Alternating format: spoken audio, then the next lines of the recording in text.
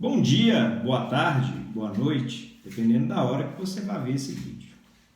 Esse vídeo é sobre o Brasil colônia nos séculos 17 e 18.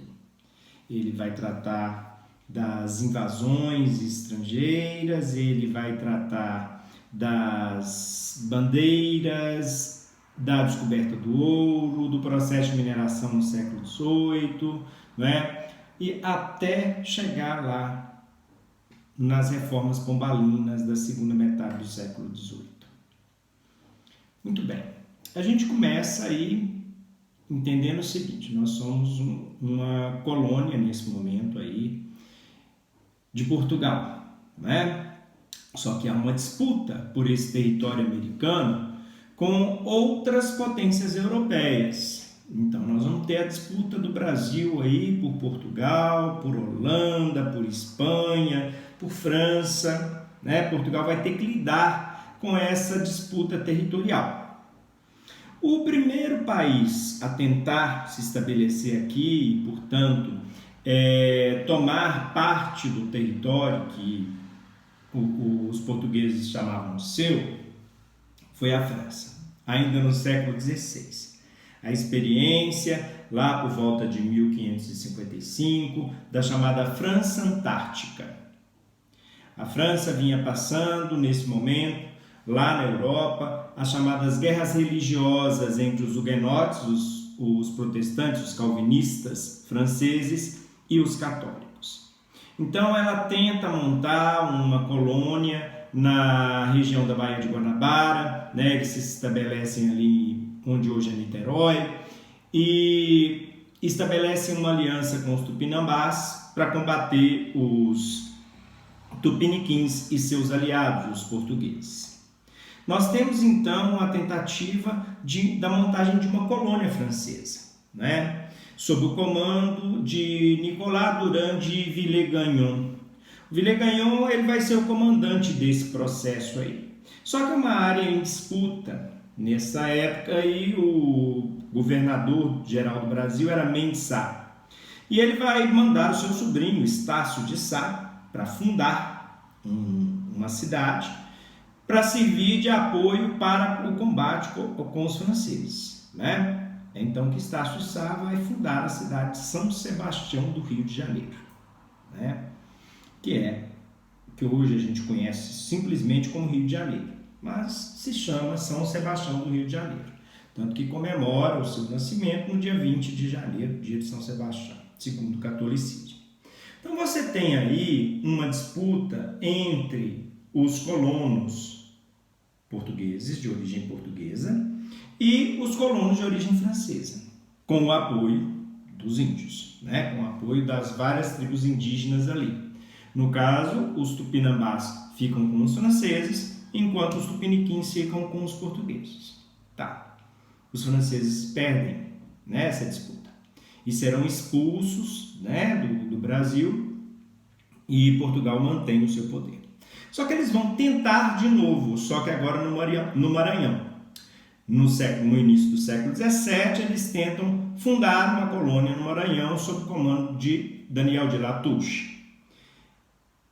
É esse grupo de colonos franceses que funda a cidade de São Luís, no Maranhão, né? Em homenagem ao rei francês, Luís XIII. Mas por que São Luís? Porque os reis absolutistas do período, né, se intitulavam santos.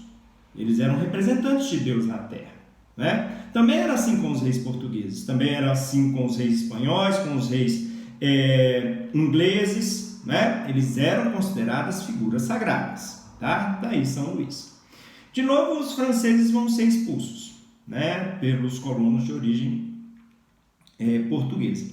É importante ressaltar o tanto que os colonos, sejam portugueses, sejam holandeses, sejam franceses ou espanhóis, eles dependem desse contato com os nativos. São os nativos que conhecem a terra, são os nativos que sabem do território. Então, essa negociação com os nativos ela é importante. É claro que essa é uma situação onde você tem nativos que são escravizados. né? Você tem nativos que são maltratados ali e você tem nativos que são considerados aliados. Até porque é aquilo que a gente já falou no vídeo anterior, né? Sobre o assunto do Brasil colônia. São várias nações indígenas, né? E o território é muito vasto. Então não dá para a gente dizer que todas as tribos sofreram com a escravização naquele momento que a gente está analisando, né? Há uma variação aí muito grande, muito forte. Tá. O que a gente tem, então, com essas tentativas de invasão? Elas são repelidas. Tá. O grupo que mais conseguiu estabelecer uma colonização estruturada foram os holandeses. Mas como que os holandeses viraram inimigos dos portugueses, se eles eram aliados no negócio do açúcar, né? Lá no século XVI, quando os portugueses começaram a explorar o açúcar no Brasil, eles tinham sócios, que eram os flamengos, ou holandeses, né? Flamengo é o habitante da Flandres, uma região que fica lá nos Países Baixos, na Holanda, né? Pega também Bélgica, pega parte da França. Tá. Então, quando fala flamengos, batavos, são os holandeses. Os holandeses eram sócios no negócio do açúcar.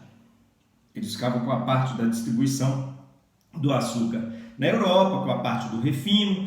Entravam muitos banqueiros holandeses, entravam muito com dinheiro para financiar a fundação de engenhos aqui no Brasil, e o negócio era lucrativo tanto para os holandeses quanto para os portugueses. Só que em 1580 a coisa mudou. Por que mudou? Por conta da União Ibérica. A Holanda nasce de uma guerra contra a Espanha, ela fica independente da Espanha. Era uma região que era dominada pela Espanha, né? E aí eles vencem a Espanha numa guerra de independência e fundam lá, né, a República dos Países Baixos, tá? Das Províncias Unidas dos Países Baixos, que é a Holanda, nesse período. Bom, e aí você tem esses países todos em disputa, e a Holanda é um novo player desse jogo político europeu, né, do século XVII. Do século XVI e XVII. Tá. Aí o que vai acontecer então? O que vai acontecer é que o último rei da dinastia de Avis, Dom Sebastião, ele morre numa batalha no Marrocos contra os mouros, contra os muçulmanos, né? Havia também todo aquele fervor religioso católico, cruzadista, né? De achar que Deus, o Deus católico, queria que eles destruíssem, né, os muçulmanos, os islâmicos. Pois bem, e ele vai se envolver nessa batalha lá, a batalha de Alcácer Quibir, e ele é morto nessa batalha. Era um rei ainda muito jovem, né, ainda adolescente, um rei celibatário, então não tinha descendente direto, não tinha um filho para herdar o trono. O resultado é que um tio dele, um cardeal, que vai ocupar esse trono. Quando esse tio morre também, o rei da Espanha vai reivindicar o trono para si, né? Eles eram parentes. Mas ele não só reivindica, ele invade Portugal. Ele invade Portugal, mas faz um acordo com a nobreza portuguesa, o chamado Juramento de Tomar. Tá. Nesse acordo, os portugueses iriam manter algumas regalias em relação à Espanha, alguma autonomia em relação à Espanha. Só que Filipe II seria o Filipe I de Portugal, né? Daí União Ibérica. Essa união das duas coroas não foi consensual. A Espanha está invadindo Portugal, tá? E vai existir esse período em que o Portugal vai ser governado por reis espanhóis, é conhecido como União Ibérica e vai de 1580 até 1640, portanto 60 anos. A partir desse momento que se inicia a União Ibérica, os holandeses são excluídos do negócio do açúcar. porque a Holanda era inimiga da Espanha. Né? Então a Espanha não iria fazer negócio com a Holanda. Há o rompimento aí dos negócios. A Holanda, então, começa a arquitetar o seu plano para se estabelecer nas áreas produtoras de açúcar. Ela vai invadir regiões do Nordeste brasileiro, né? Bahia, primeiro, 1624, e aí eles são expulsos em 1625, e Pernambuco, 1630, e eles vão ser expulsos em 1654. Né? 24 anos de Brasil holandês ali na região de Pernambuco. Tá, mas eles invadem também áreas da África de onde se tinha comércio de seres humanos, de pessoas escravizadas. Tá? Por quê? Porque o modelo de exploração do açúcar era o sistema de plantation. Latifúndio, monocultor, voltado para exportação, utilizando mão de obra escrava. Era isso que era o sistema de plantation. Então tinha que controlar as áreas produtoras, os latifúndios, monocultores, com a produção voltada para a exportação, mas tinha que controlar a mão de obra. De onde vinha essa mão de obra? Basicamente, vinha da África com seres humanos escravizados.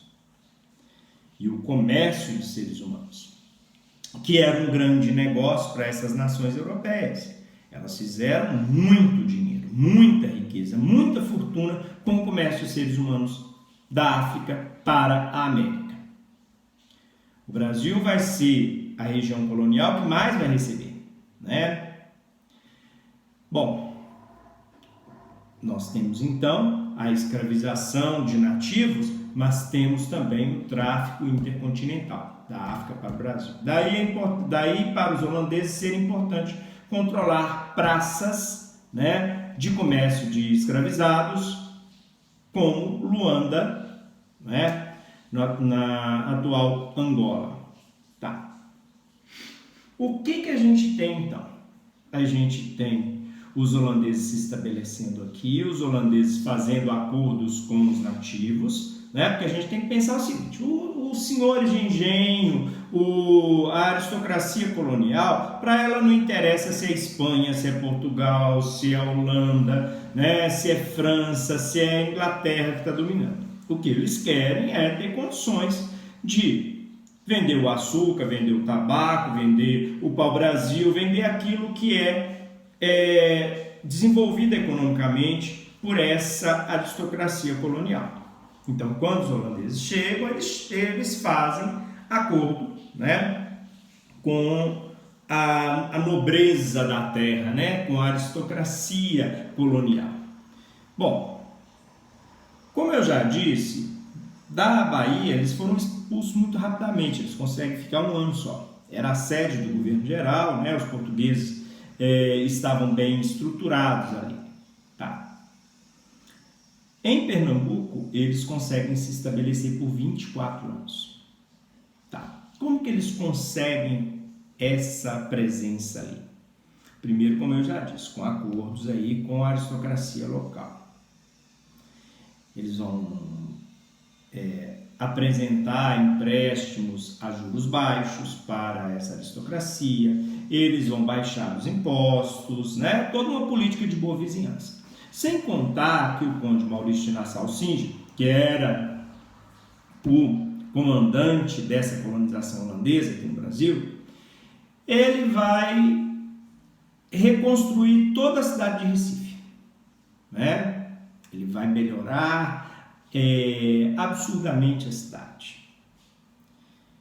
Ele vai trazer artistas, cientistas holandeses que vão retratar o Brasil, que vão divulgar o que é o Brasil, como que é a flora brasileira, como são os nativos brasileiros, né? Quais são aquilo que é desenvolvido em termos de economia aqui no Brasil, né? Os engenhos, tá. Outra questão aí importante é que os colonos vão apoiar essa colonização holandesa até o ponto de serem bem tratados por eles. A Companhia das Índias Ocidentais Holandesas vai mudar a sua política de boa vizinhança num determinado tempo. Ela precisa fazer caixa.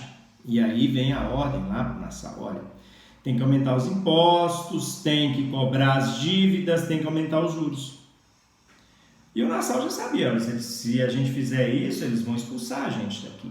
E não deu outra, né? Vai ser organizado todo um grupo, né, contrário à invasão holandesa, contrário à ocupação holandesa, né? E aí os holandeses são expulsos do Brasil.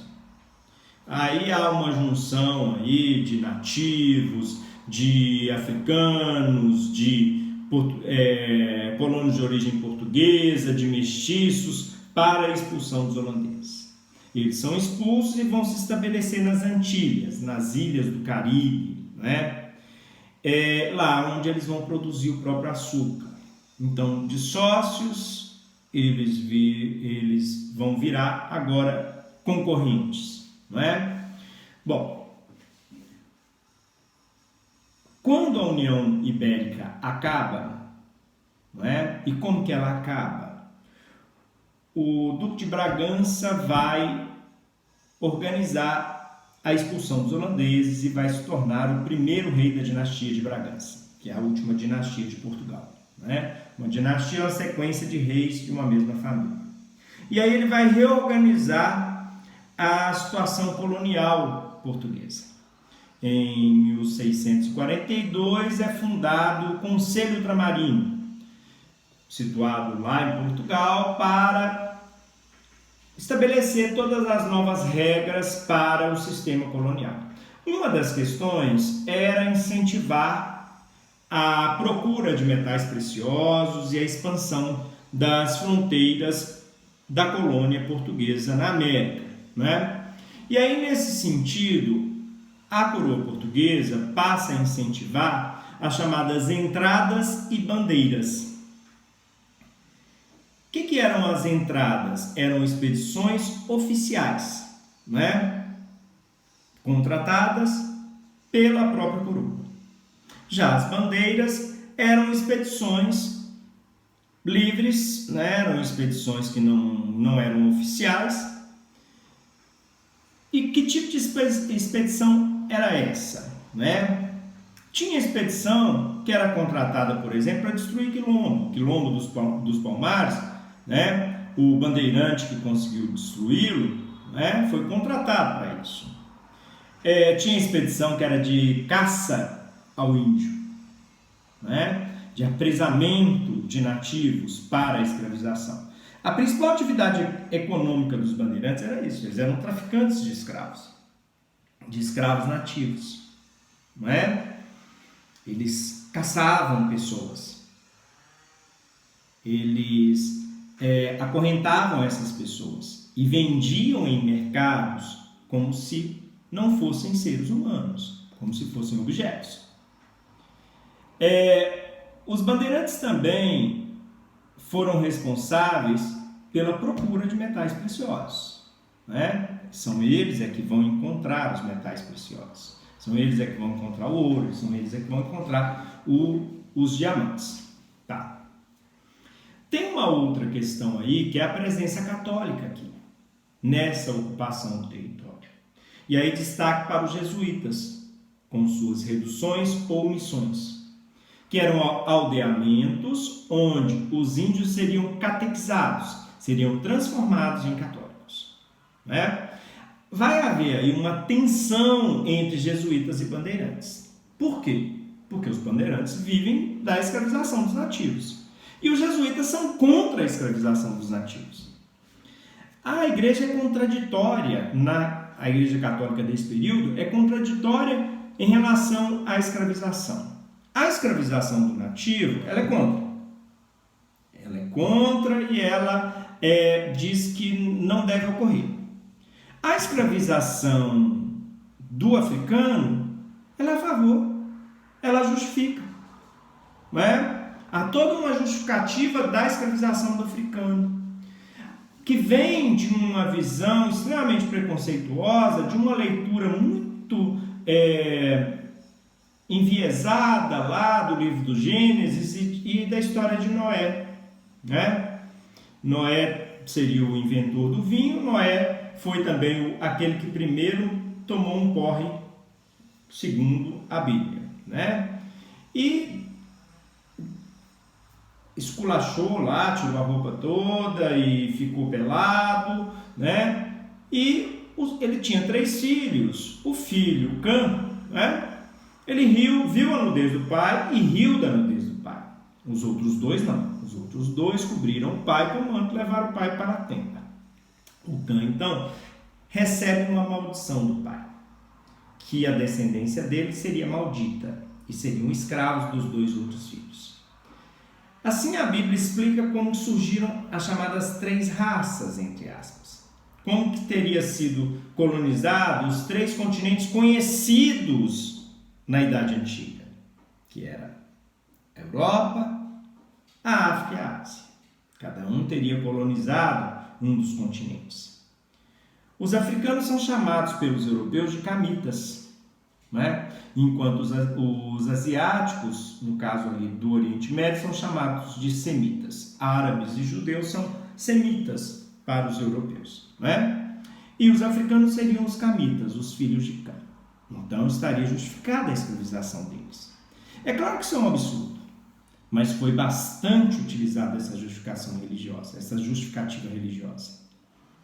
Tá, nós teremos então uma situação onde as missões, por um lado, faziam com que o território fosse ocupado pelos portugueses, né? Porque há uma aliança entre Igreja Católica e Estado português, né? pelo regime do padroado, né? Então há uma mistura aí dos interesses tanto da instituição católica quanto da instituição Estado português. E nós temos uma questão que é uma disputa aí entre os bandeirantes e os jesuítas. Os jesuítas defendendo os índios nessa questão de ser contra a escravização e os bandeirantes a favor da escravização dos nativos. Tá. Os bandeirantes então vão encontrar ouro no final do século XVII, na região de Minas Gerais, né? Não existia Minas Gerais ainda. Tudo isso era a capitania de São Vicente, né? Que abarcava Rio de Janeiro, atual Rio de Janeiro, São Paulo e Minas Gerais. Tá. Quando os bandeirantes eles encontram o ouro, ocorre a chamada febre do ouro, né? A ideia de enriquecer rapidamente, se espalha. Então vem pessoas de tudo quanto é lugar da colônia e do Império Português, né? Estima-se que Portugal tenha perdido 10% da sua população com essa migração. Então há um grande afluxo de pessoas para a região. E vão sendo fundadas arraiais, vilas, cidades na região. Por quê? Porque é uma atividade urbana, né? Os mineradores ficam concentrados, a atividade principal deles é a mineração, resultado, vão ter que consumir o alimento que foi produzido por outras pessoas ou por outras regiões. Então vão depender do arroz, do feijão, né? Da carne, dos animais de carga, né? Vindos de outras regiões muitas vezes. A inflação na região mineradora era muito maior do que nas outras capitanias, né? Você comprava um cavalo em São Paulo por um preço, você pagava 10 vezes mais por ele em Minas Gerais. Bom, então você tem a formação aí dessas cidades, né? Não é à toa que o nosso estado, Minas Gerais, é o que tem o maior número de municípios. São 853 municípios. Ele nasceu dessa atividade mineratória, que é uma atividade urbana. Já vai ser uma das primeiras diferenças, em relação à área colonial do açúcar, né? Que é rural. Bom, nós temos então aí essas cidades, esses arraiais se formando, só que tem uma população muito forte de forasteiros. Os bandeirantes foram os primeiros a chegar. Esses forasteiros para os bandeirantes falam que língua? Eles falam português? Bem mal, tá? O mais comum é que ele fale a língua geral. Tupi-Guarani, a língua mais falada do Brasil nesse período que a gente está tratando, tá? Os bandeirantes, em sua maioria, são mestiços, são mamelucos, né? Que é um mestiço de branco com índio. E a gente tem um processo onde os bandeirantes vão brigar pela região com aqueles que eles chamavam de emboabas.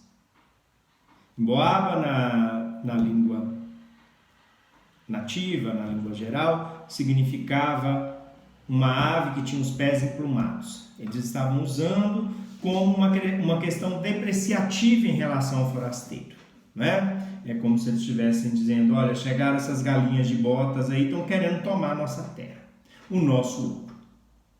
Bom, então nós temos a chamada Guerra dos Emboabas, 1707 a 1709, tá? Essa Guerra dos Emboabas, quem é que vai vencer? Os Emboabas. O número deles já era superior. Nós vamos ter aí uma guerra bastante sangrenta, né? E a coroa vai intervir. Ela vai separar São Paulo da capitania de São Vicente. Vai criar a capitania de São Paulo e Minas de Ouro. Era uma capitania só, São Paulo e Minas Gerais. Tá? Bom, essa região, em 1720, vai ter a situação da instalação das casas de fundição. E a população vai se revoltar, na chamada Revolta de Vila Rica, ou Revolta de Filipe dos Santos, ou Sedição de Vila Rica, tá? Sedição, revolta, motim, é praticamente a mesma coisa, tá? Essa revolta vai acabar com uma repressão absurda do comandante da capitania, o Conde de Assumar. O líder vai ser preso e vai ser esquartejado, né? Filipe dos Santos vai ser esquartejado sob as ordens do Conde de Assumar, né? E olha que ele era um português, ele tinha direito de ser mandado para Portugal para ser julgado lá, mas o Conde de Assumar vai, né, decretar sumariamente a morte dele, a sua execução exemplar, né? Por que esquartejar? Exibir o corpo mutilado, né? Para imprimir o medo nos outros colonos. Olha, não vem contra o rei não, que a justiça do rei ela é extremamente dura, tá? Bom, nós temos então uma realidade em que a coroa vai pensar assim, olha, essa região é muito insurrecional, é muito revoltosa. Nós precisamos então criar regras específicas para a região. Temos que criar uma capitania própria. E aí é criada a capitania de Minas Gerais, separada de São Paulo, em 1720. Nasce o que vai ser depois a província de Minas Gerais, na época do Império, e o atual estado de Minas Gerais. Tá. Minas Gerais, então, passa a ter um regimento próprio, o regimento das Minas. Passa a ter regras que as outras capitanias não tinham que seguir, regras específicas, impostos específicos, né? Postos de cobranças específicas. Nas estradas você tinha os registros, onde se cobravam os direitos de entrada e passagem. Se cobrava a captação, o imposto pago por cada habitante. E os donos de escravizados tinham que pagar por cada escravo, né? Captação per capita, tá? Por cabeça. Tinha o quinto, né? 20% do ouro minerado tinha que ser entregue para a coroa. tinha que ser levado para as casas de fundição, onde era fundido em barras, recebia uma numeração, recebia o selo da coroa. E ninguém poderia circular com ouro em pepitas ou ouro em pó, né? Porque seria contrabando e tudo mais. Nós temos outros impostos, né? Que uma série de outros impostos que vão sendo cobrados. Tem o dízimo, que é um imposto, né? A igreja faz parte do Estado, é 10% que você tem que entregar. Então a gente tem uma situação onde a maior parte da população vivia na miséria, vivia na pobreza, na miséria. A fome era algo muito comum em Minas Gerais, né? A gente tende a achar assim, tinha ouro, tinha diamante, então era rico. Quem que era rico? Isso é uma colônia de exploração. Esse ouro, esse diamante, a maior parte dele, a imensa maioria, foi parar lá na Europa. E muitas vezes não nas mãos dos portugueses, porque os portugueses deviam outros países, como os ingleses, por exemplo. Muito do nosso ouro foi parar nas mãos dos ingleses. Em 1703, Portugal assina com Portugal o chamado Tratado de Methuen, né? O Tratado dos Panos e Vinhos. E nesse tratado, Portugal passa a ter uma balança comercial desfavorável em relação à Inglaterra. Então passa a dever para a Inglaterra. Pagava como? Com o que extraía do Brasil, né? Outra questão aí importante sobre a região mineradora é que ela vai ser responsável por um tipo de arte, né, bem própria do Brasil, o chamado Barroco Mineiro. Você tem toda uma arte que está ali presente em cidades como Ouro Preto, Mariana, Congonhas, como São João del Rei, Tiradentes, Diamantina, né? Que é uma arte genuinamente brasileira, né? É um barroco específico, o Barroco Mineiro. Bom, como que essas obras foi possível a constituição dessas obras, desse Barroco Mineiro? Através das chamadas Irmandades Leigas. A Capitania de Minas Gerais era proibida a permanência de ordens religiosas. Consequentemente, aqueles que fundaram igrejas na região mineradora eram leigos. Então não tinha padre? Não tinha. Padre é clero secular. O que não podia era o clero regular, né? Que são as ordens de mosteiros e tudo mais. Tá. Quem custeava, portanto, essas igrejas eram as irmandades. E tinha irmandade de tudo quanto é jeito. Tinha irmandade de homem rico, tinha irmandade de homem pobre, tinha irmandade até escravo. Tá? E é por isso que você chega nessas cidades, as cidades são cheias de igrejas, porque cada igreja é de uma irmandade.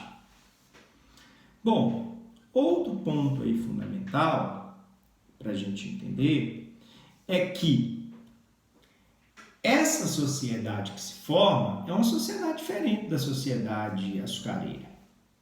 Tá, ela continua sendo uma sociedade católica e patriarcal, sim, mas ela é uma sociedade urbana. É uma sociedade mais democratizante, apesar de que a democracia desse sistema social era mais pela pobreza, como eu já disse. Tá? A maior parte das pessoas era pobre, se passava muita fome nas Minas Gerais. É uma contradição, né? Tanta riqueza, mas a maior parte da população passava fome. Tá? É uma região muito violenta também. Tá? Você tinha mais de 200 quilombos na capitania de Minas Gerais no século XVIII. Muito bem. Outra questão dessa sociedade é que é uma sociedade que tem um grupo intermediário maior do que o grupo intermediário da sociedade açucareira.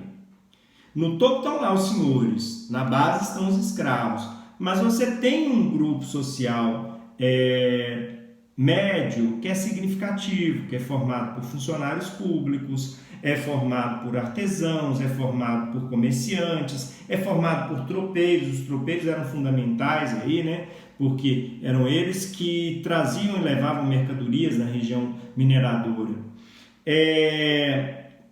Então você tem essa novidade aí na região mineradora, né, de um grupo médio significativo, coisa que você não tinha na área açucareira.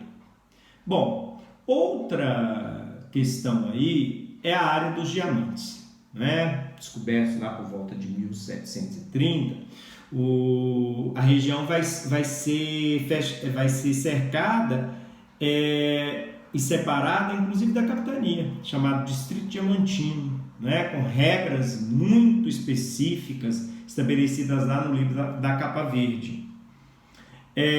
Inicialmente era controlado pelos contratadores e depois pelo intendente dos diamantes, não é? Mas o mesmo esquema da região mineradora. O que predominava era a pobreza da maior parte da população, diamante era escoado, era para a Europa, né? O contrabando existia com regularidade, muitas vezes eram punidos de forma severa, né? O contratador lá da Chica da Silva mesmo, né? O João Fernandes, ele vai responder processo lá em Portugal, né? Ele é mandado lá para Portugal para responder processo lá.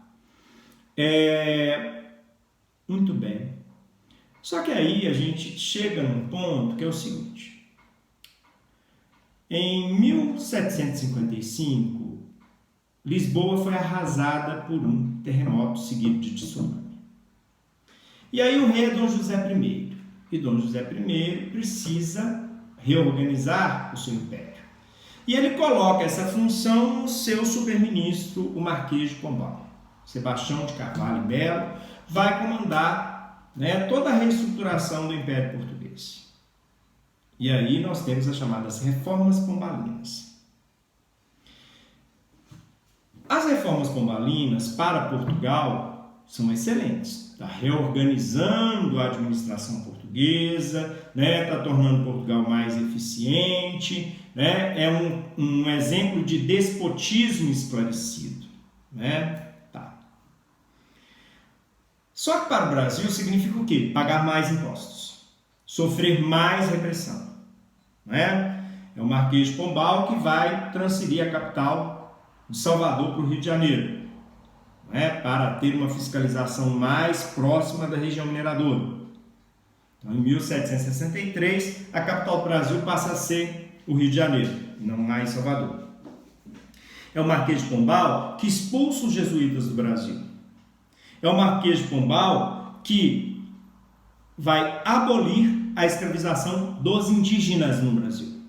Os africanos permanecem, tá? Mas ele vai abolir a escravidão dos indígenas no Brasil. O Marquês de Pombal cria companhias de comércio monopolistas portuguesas, né, para controle da exploração econômica, principalmente no Maranhão e no Pará. O Marquês de Pombal ele vai aumentar a cota de ouro a ser minerado, que era de 30 arrobas, uma arroba são 15 quilos, para 100 arrobas. Então, anualmente teria que ter 1,5 toneladas de ouro, não é? Se não atingisse a cota, poderia ser declarada a derrama, que era a cobrança forçada dos impostos atrasados. E aí os mineradores tinham as casas invadidas, seus pertences eram confiscados, o que gerava muita revolta da população. Então, para os colonos brasileiros, Marquês de Pombal não era bonzinho, não. Tá certo? Bom, ele pode estar organizando lá a situação administrativa portuguesa, sim. Mas, para o Brasil, não era bom negócio, não. Outra questão aí é que em 1750, espanhóis e portugueses reestabelecem as fronteiras. Porque o Tratado de Tordesilhas já tinha caducado desde a União Ibérica, lá no século XVI. E aí? Qual vai ser o princípio? O princípio do Tratado de Madrid, dos tratados que virão depois, como Santo Ildefonso, é o princípio do uti possidetis. A terra vai ser de quem efetivamente ocupou a terra. É isso que vai garantir o limite, né? Então nós temos aí os tratados onde o Brasil vai se reconfigurando já no período colonial. Então, por exemplo, há uma troca entre Portugal e Espanha. A Espanha fica com a colônia de Sacramento, atual Uruguai, e entrega para Portugal os 7 povos das missões, a parte oeste do Rio Grande do Sul.